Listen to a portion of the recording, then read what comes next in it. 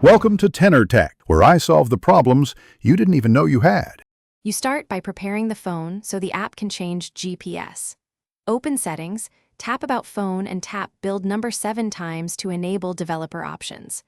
Once done, open Developer Options and enable Allow Mock Locations or pick the installed app as the mock app. Make sure location and Bluetooth are off to prevent conflicts. Download and install a reputable location changer from the Play Store. Then grant storage and location permissions so the app can load maps and set a fake GPS. You now configure the app for the location you want. Open the app and grant precise location plus any overlay or accessibility permissions it requests. These let it simulate movement and show controls. Search for an address or long press the map to drop a pin. You can also enter latitude/longitude or import a GPX file.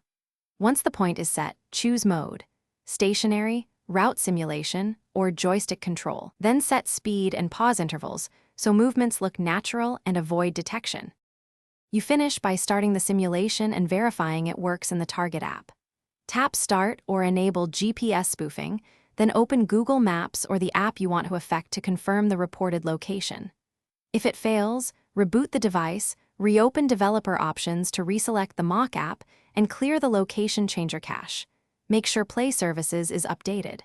One key troubleshooting tip: if apps detect spoofing, slow movements, and avoid teleporting large distances, test with short routes to